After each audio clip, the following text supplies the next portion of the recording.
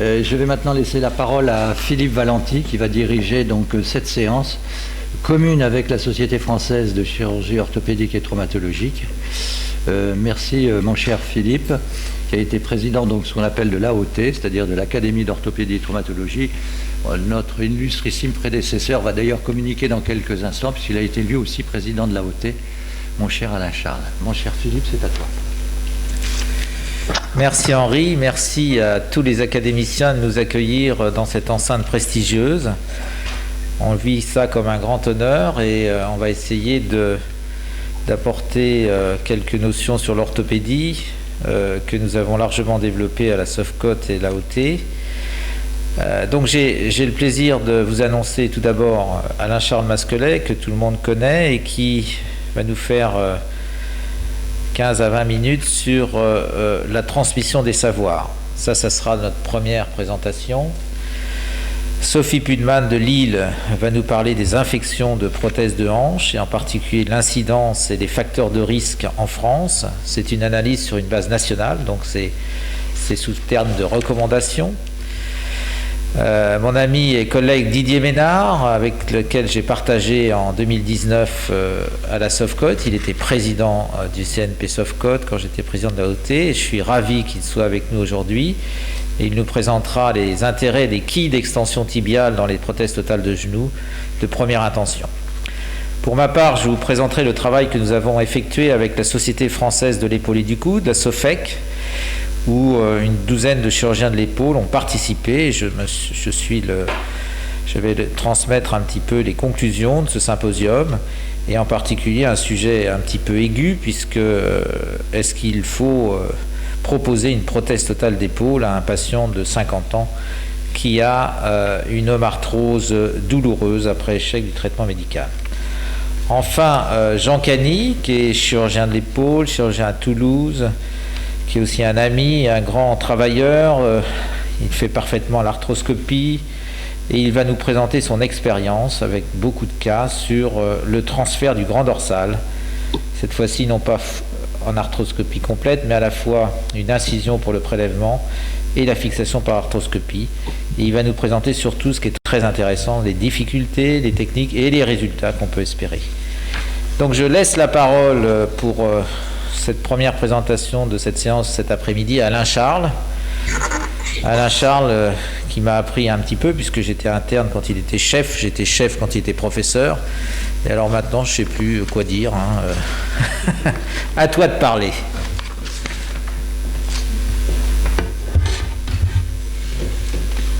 Merci. Bien, Monsieur le Président, Monsieur le Vice-président, Monsieur le Secrétaire général. Alors, on m'a autorisé à parler sans bavette. C'est pas un masque, une bavette.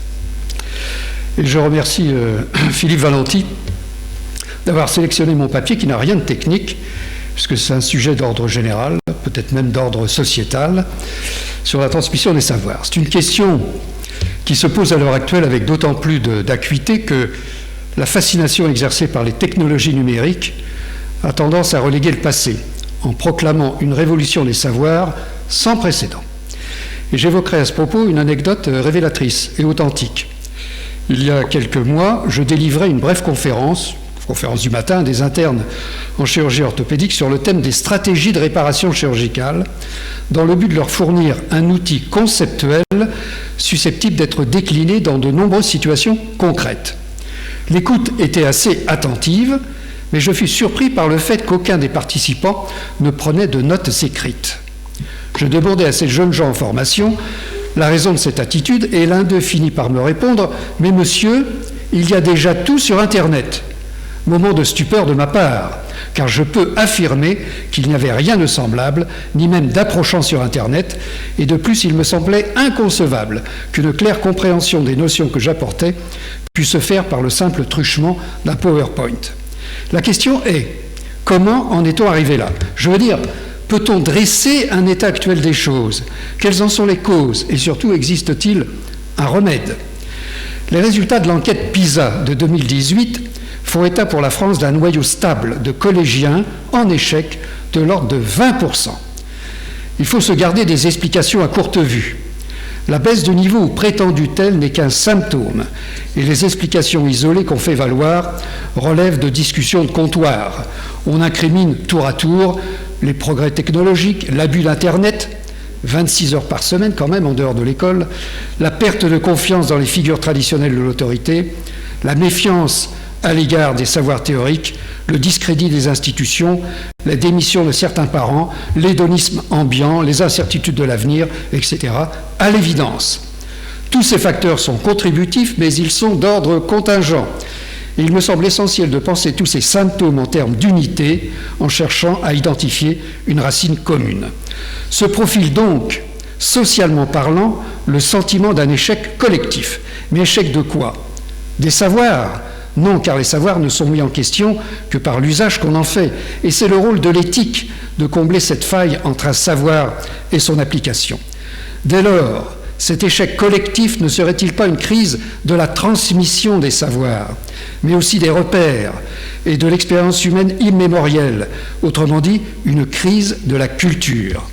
À dire vrai, le débat sur le rôle de l'école et de l'université dans la formation des jeunes générations en général n'est pas nouveau.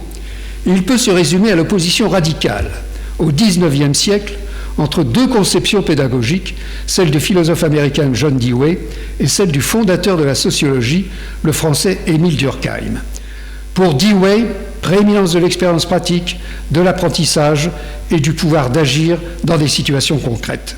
Pour Durkheim, valorisation des savoirs constitués, sanctuarisation de l'enseignement et développement de l'esprit critique. Et il faut voir dans cette opposition une tension peut-être caricaturale entre savoir pratique et savoir constitué ou fondamental.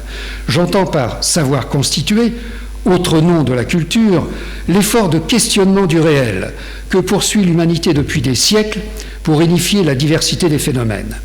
Le savoir constitué s'exprime en grande partie par concept et non pas par recette, concept qu'il faut bien sûr réinterroger à chaque génération. Le savoir pratique, lui, est de domaine de la praxis, de l'action juste, qui pose le problème crucial de sa finalité à une époque précise. Alors en France, en dépit de l'influence durable de Durkheim sur la pédagogie du XXe siècle, il existe quand même une tradition très ancienne de la rupture délibérée de la transmission des savoirs constitués, à laquelle quelques penseurs d'envergure ont contribué. De quelle façon? Eh bien en décrétant que la transmission est une aliénation et qu'elle empêche l'individu d'être l'auteur de lui-même. Ainsi, l'Émile de Jean-Jacques Rousseau, qui a inspiré de nombreux courants pédagogiques contemporains, peut se lire comme un refus de la transmission des savoirs. L'éducateur doit se limiter à être l'instigateur des situations dans lesquelles l'élève construira son propre savoir en répondant notamment à des questions imposées par la nécessité du quotidien. Pour Rousseau, l'éducation se construit par l'expérience et ne doit pas passer par le langage, mais par les choses. La critique de la transmission par Rousseau se fixe sur le symbole qu'est le livre. Point d'autre livre que le monde, point d'autre instruction que les faits, clame Jean-Jacques Rousseau, ou encore « Je hais les livres, ils n'apprennent qu'à parler de ce qu'on ne sait pas ». Descartes ne pense pas autrement qu'à la question d'un visiteur qui lui demande de quel livre de physique il faisait le plus d'état. Il montre la carcasse d'un veau qu'il s'apprête à disséquer dans sa cuisine en répondant « Ceci est ma bibliothèque ». Plus proche de nous, Pierre Bourdieu, par une analyse pertinente du déterminisme socio-économique de l'échec scolaire et des inégalités, proposait comme remède une école vraiment rationnelle, selon lui, celle dont le seul objectif est la préparation au monde du travail. Ce discours à tonalité utilitariste a enfanté un paradoxe de taille. Une bonne partie des élites économiques libérales de notre pays ont donné raison au marxiste Bourdieu pour revendiquer avec lui un rapport strictement matérialiste à l'éducation. Avec cette perspective qu'il ne s'agit plus de transmettre des savoirs constitués, mais de développer des aptitudes, en récusant l'autorité du maître et en faisant de la pédagogie une technique rationalisée et calculée. La critique de la transmission est telle qu'on a pu entendre un ministre de l'enseignement supérieur déclarer en 2009, chez nous, la culture générale est discriminatoire. En conséquence, l'épreuve de culture générale au concours de Sciences Po sera supprimée en 2011. Alors, essayons de résumer l'état actuel d'une société habitée par une suspicion permanente envers la transmission des savoirs constitués, qui implique une certaine autorité, de l'attention, des efforts d'abstraction, ainsi qu'une conception du monde et de l'homme. Il s'agit désormais de faire en sorte que chaque élève puisse produire son propre savoir pour se créer un chemin personnel, de préférence dans une ambiance ludique.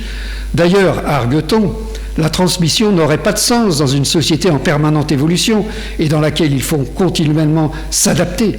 S'adapter, le mot magique. Il faudrait à la fois s'adapter et s'élever par ses propres moyens après avoir remis en cause l'héritage du passé. Voilà bien une injonction paradoxale qui tourne autour de la fiction contemporaine de l'homme autoconstruit, celui qui ne devrait rien qu'à lui-même et qui surgirait par une espèce de génération spontanée. Cette illusion si caractéristique de notre époque de start-uppers a même corrompu de beaux esprits, comme cet essayiste talentueux qui, dans un bref ouvrage à succès intitulé « Petite poussette », affirme que, je cite, « Le monde a tellement changé que les jeunes doivent tout réinventer, une manière de vivre ensemble, des institutions, une manière d'être et de connaître. » Lourd programme, à la fois illusoire et démagogique, propre à décourager et qui facilite le glissement vers une attitude de présentisme. Tout a changé, tout est à refaire, mais en attendant l'improbable réinvention de tout, jouissons donc du présent. Que penser ? Sinon que cette vision du monde préfigure la victoire du nihilisme, si bien dénoncé par Nietzsche comme l'ère de la volonté défaite et impuissante à se créer. Nul ne peut prétendre se construire individuellement et collectivement sans s'appuyer sur un passé et des traditions structurantes. On ne prépare l'avenir qu'en s'appuyant sur le passé pour le dépasser, le présent n'étant que ce lieu de passage entre l'ancien et le nouveau. Mais au nom de l'adaptation nécessaire à un monde dit hypermobile, au nom du reniement du passé qui ne recèlerait aucune leçon pour le présent, au nom enfin de la liberté pour l'individu de s'auto-constituer, le but du pédagogue d'aujourd'hui ne serait donc plus d'enseigner, mais de faciliter l'apprentissage des savoirs pratiques. D'où l'importance quasi exclusive accordée aux exposés personnels, aux ateliers et aux travaux. Et on comprend dès lors la fascination de l'éducation nationale et de l'enseignement supérieur pour le numérique, qui apparaît en creux comme l'accomplissement de l'obsession de Jean-Jacques Rousseau, celui d'une enfance et d'une jeunesse débarrassée de toute transmission. Le numérique n'est pas la cause de la crise, bien entendu, mais il a un effet multiplicateur délétère. La transmission des savoirs doit être réinterrogée, certes, mais il paraît dangereux de la livrer en totalité à un numérique qui a littéralement envahi l'école et l'université et qui pose le défi d'une surabondance d'informations. Or, l'information n'est pas le savoir, car il y manque un travail d'articulation, de structuration de la pensée et de hiérarchisation des connaissances pour constituer un savoir véritable.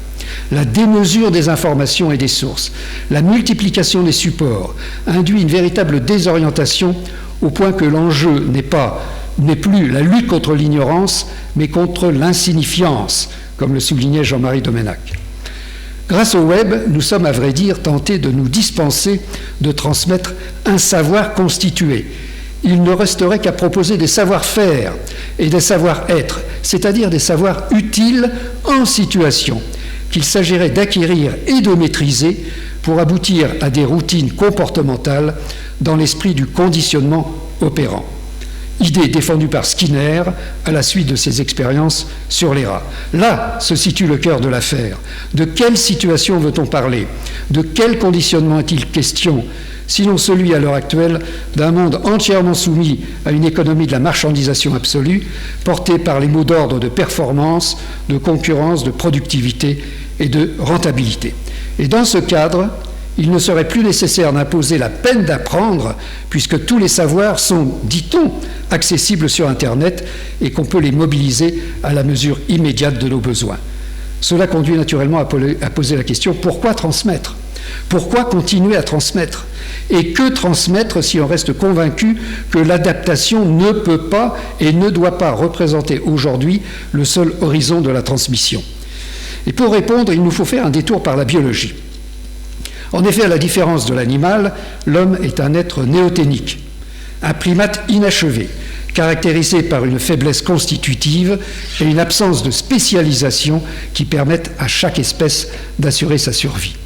Et la seule issue pour pallier la part manquante est l'invention d'un complément d'une autre nature, qui est précisément l'acquisition de la culture. L'homme est donc un être naturellement culturel, un être de médiation, un animal symbolique avant d'être un animal politique. La culture est une médiation entre nous et le réel qui conditionne notre perception du monde et l'orientation de nos actions. L'assouvissement immédiat des besoins par Internet est la négation de toute médiation et la culture, dans ce contexte, est reléguée au rang de simple divertissement. Le propre de la modernité triomphante aura été une déconstruction soi-disant libératrice. Plus de tradition, plus de transmission, plus de médiation. Or, l'absence de médiation conduit à abandonner l'homme à la nature et donc à le dénaturer en fabriquant des individus habités par une indifférence individualiste à autrui, au bien et au mal, au vrai et au faux. Il suffit à ce propos d'évoquer le fléau actuel des fake news et des thèses complotistes. Alors comment concilier cette apparente contradiction entre émancipation et transmission des savoirs ? Je crois qu'il nous faut réidentifier des lieux de médiation. Je retiendrai 6 propositions pratiques susceptibles d'infléchir les tendances actuelles. La première, sans doute la plus importante, est la culture du langage. Les mots ne sont pas des outils qui s'ajustent à notre pensée. Ils sont ceux dans quoi la pensée peut naître et se déployer. Et le rôle de l'enseignant à tous les niveaux est donc d'inciter l'élève à cultiver le langage et à l'enrichir en utilisant toutes les ressources du savoir-dire pour faire comprendre son importance fondamentale dans l'accès à la conscience de soi et à l'intériorité, dans un but de compréhension du monde et de prise de décision. La seconde est la promotion de la lecture livresque, qui est un processus de lenteur, de retour sur soi et d'accomplissement. Une société qui refuse la transmission condamne le livre. Et là où l'on brûle les livres, on brûle également les hommes, selon les mots du grand poète allemand Heinrich Heine. L'utopie numérique contemporaine est de supprimer toute distance, de diminuer le nombre de clics pour parvenir au but ultime, c'est-à-dire le téléchargement immédiat. La troisième proposition est la réhabilitation de l'écriture manuelle. On sait à présent qu'on mémorise mieux avec un crayon qu'avec un clavier. Écrire à la main mobilise des zones cérébrales et des compétences motrices, ce que ne fait pas le clavier. Apprendre des mots et des phrases en les écrivant est bien plus efficace que leur simple épellation ou leur culture, selon des conclusions de travaux en neurosciences cognitives s'appuyant sur l'imagerie cérébrale. La quatrième proposition est en elle-même une condition sine qua non de médiation. C'est l'introduction à tout niveau de l'histoire de l'évolution des idées, des savoirs et des techniques, pour comprendre que les avancées ne sont jamais linéaires et qu'un passé réinterrogé est à même de nous fournir des solutions pour le présent. Une histoire destinée à circonscrire les fondamentaux et à préserver et à transmettre, une histoire capable d'interroger le sens du progrès.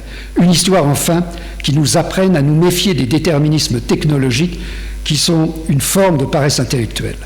La cinquième piste est la restauration des cours magistraux, impliquant la présence physique d'un enseignant, capable de délivrer de vastes synthèses, permettant d'accéder à un savoir universel et stable qui restera ancré dans de jeunes mémoires. Trop souvent, à l'heure actuelle, ce type d'exercice se réduit à d'indigentes mises au point dépourvues de l'ambition d'embrasser un pan entier du savoir constitué. En outre, on prend conscience, à l'heure des confinements successifs imposés par le Covid-19, que l'enseignement à distance ne tient pas ses promesses. Fatigue physique et cognitive et tentation de la distraction assaillent en permanence l'étudiant qui peine à se concentrer seul devant son écran. La télétransmission a supprimé le langage du corps, qui est aussi importante que le verbe, dont l'incarnation mérite la 6e et dernière considération. Le professeur, le maître, l'instituteur. Tout enseignant est un instituteur au sens le plus profond du terme, c'est-à-dire celui qui institue une médiation pour que l'élève, celui qu'on a la charge d'élever, puisse s'approprier le savoir transmis, un savoir élaboré, hiérarchisé et donc interprété.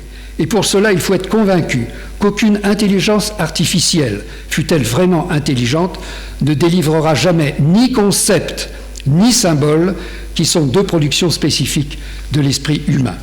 Il est temps de conclure. Le discours officiel dominant repose sur une phraséologie ronflante où les mêmes mots reviennent en boucle, quelles que soient les strates d'enseignement. Socle de compétences, acquis de l'expérience, savoir-faire, savoir-être, mise en situation, etc. Loin de moi l'idée de jeter l'anathème sur l'outil numérique, qui ne doit rester qu'un outil au service d'une finalité. Ces formidables applications sont susceptibles de bouleverser l'apprentissage des savoirs pratiques, notamment en chirurgie. Néanmoins, l'avenir du numérique exige dès à présent d'être sérieusement interrogé, évalué et maîtrisé. Et pour l'heure présente, mettre l'accent sans retenue sur les savoir-faire et les savoir-être, dont on sait qu'ils s'inscrivent dans une logique utilitariste dont les présupposés ne sont jamais explicites, risque fort d'occulter définitivement les savoirs constitués et leurs conditions de transmission, qui soient, quoi qu'on dise, les prérequis de l'autonomie de la pensée. Je vous remercie.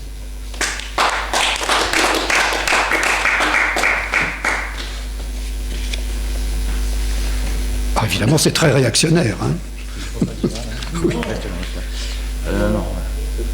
Voilà, merci infiniment Alain Charles de cette belle conférence qui nous a permis de réactiver nos archéocerveaux d'une certaine manière. Y a-t-il des questions, ou il y en a sur... vous en avez sur YouTube, il y en a, Philippe? Non. Non. Alors, j'avais une question à te poser. D'abord, je voudrais te remercier infiniment de cette excellente présentation. Et je ne plaisantais qu'à moitié quand je disais qu'il fallait que ça réactive nos neurones du niveau archéocerveau, là, tu vois, je veux dire, c'est-à-dire celui qui est juste en dessous de l'intelligence conceptuelle. Alors, Pascal, dans un de ses ouvrages qui s'appelait, si j'ai bonne mémoire, de l'esprit de géométrie et de l'art de persuader. Et de l'esprit de finesse. Alors, il a l'esprit de géométrie, l'esprit de finesse, mais le titre, c'était de l'esprit de géométrie et de l'art de persuader. Oui. C'est l'un des derniers ouvrages, parce que les pensées, ça a été publié, c'est des ouvrages posthumes après sa mort, en 1663, si j'ai bonne mémoire. Alors, Pascal aurait écrit « Enseigner, c'est pétrir des âmes ». Ma question est la suivante. Internet pourra-t-il pétrir des âmes un jour? C'est pas une question piège. Hein. Non, c'est pas une question piège, mais non. Enfin, la tonalité de mon exposé est assez claire. Je réponds non. Je crois que ce qu'il faut retenir, parce que là, il y a beaucoup d'implicites et de sous-entendus dans ce que je vous ai dit, à savoir que nature et culture ne sont pas du tout contradictoires et ils ne sont pas antinomiques. C'est-à-dire que la culture vient en sus de la nature et que c'est une médiation avec le réel. Alors, qu'est-ce que c'est que la nature, qu'est-ce que c'est que la culture? Tu pourrais me poser comme question. Une réponse qui est difficile à faire, mais je dirais que c'est une disposition qui fait que l'humain parvient à éduquer, maîtriser et développer sa subjectivité. Et j'entends par subjectivité les émotions, le sentiment, l'imagination, l'intuition, enfin, etc. Tout ce qui fait la chair de la pensée, en quelque sorte. Et cette culture, elle est absolument indispensable. Pourquoi? Parce qu'on a montré relativement récemment que chaque fois que nous prenons une décision, même nous qui sommes des hommes de terrain, eh bien, nos émotions entrent en ligne de compte. Et ces émotions-là, eh bien, c'est la culture qui les façonne. Et il faut se départir, se déprendre de l'émotion, des émotions que l'on voit actuellement à la télévision ou sur Internet, qui ne sont pas des émotions, qui sont des indignations. Vous voyez, donc, si on n'a pas fait l'effort d'acquérir la culture, et c'est aux enseignants de faire acquérir la culture, et je distinguerai très nettement la culture de l'érudition, ça n'a rien à voir. L'érudition et la culture ne sont pas du tout similaires. Moi, je vais peut-être laisser la parole à notre secrétaire général, parce que je serai intarissable sur ce sujet. Oui. Oui, bien sûr. Oui. Alors, en fait, je partage tout à fait ton point de vue. Mais ma question, moi j'ai connu la période où il y avait une chaîne de télévision où il n'y avait pas Internet. On avait le temps. Et ma question c'est, je parle des jeunes, est-ce qu'ils ont le temps? Ils ont probablement le goût, mais est-ce qu'ils ont le temps? Et finalement, comment ils s'organisent pour ça? Parce que la question que tu poses est une question fondamentale en pratique.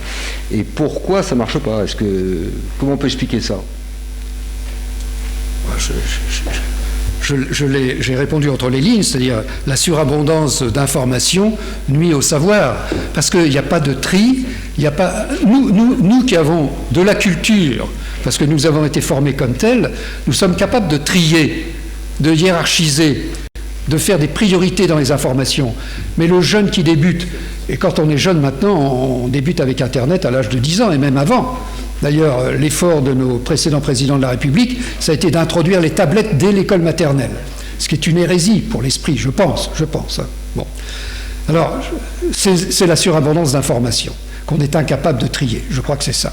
Et donc, le temps, finalement, non, ils n'ont pas le temps. Et même s'ils avaient le temps, ils ne pourraient pas le faire, parce qu'ils n'ont pas le bagage suffisant pour le faire. Alors, donc, d'où ce repli sur les savoirs pratiques. C'est facile, la pratique. Et puis maintenant, on a rajouté dans le triptyque, là, le savoir-être.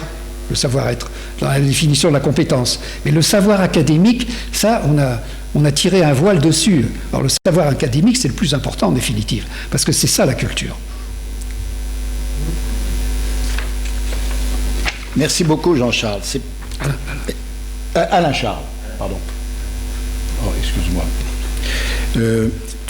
Ton exposé est remarquable pour nous, les académiciens, car tu as décrit avec beaucoup de précision l'essence même de l'académie, qui est fondée sur le savoir académique destiné à valoriser et faire connaître l'excellence de la chirurgie française. C'est toute la question de l'éducation en général à laquelle est confrontée notre société.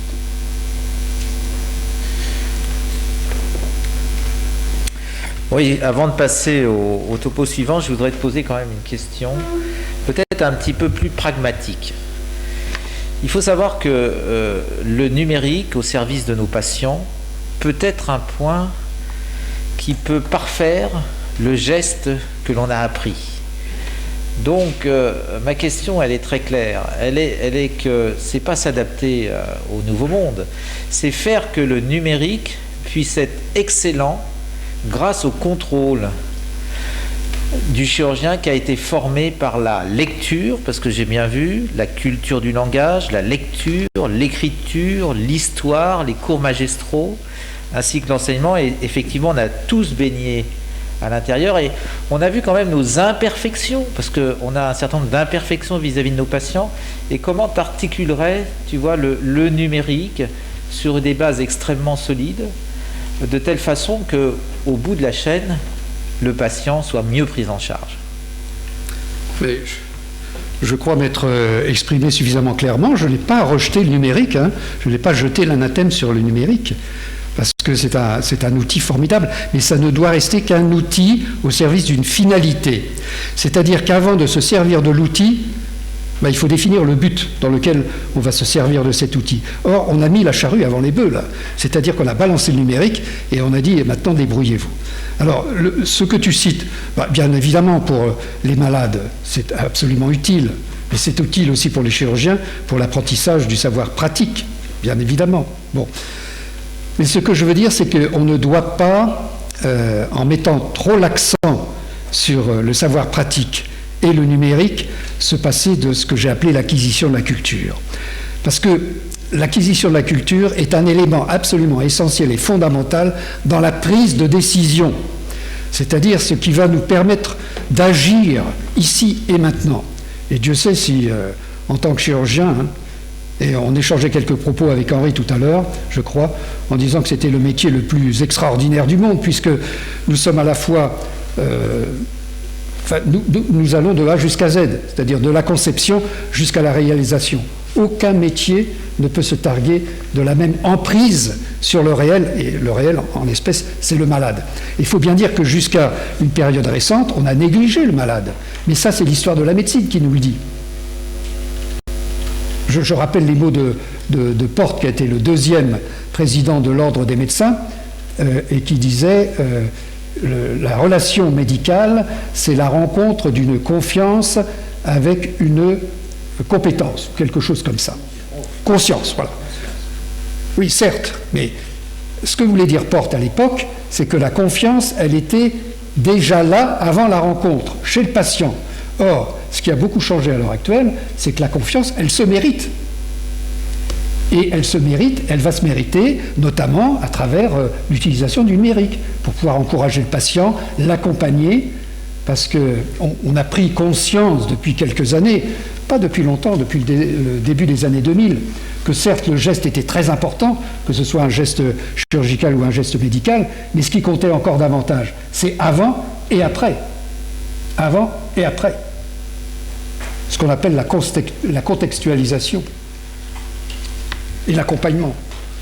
Long débat, parce que rien que le terme de transmission, ça veut dire aussi aider les plus jeunes, transmettre le flambeau. Et merci Alain Charles pour cette communication qui suscite toujours beaucoup de débats par son intérêt.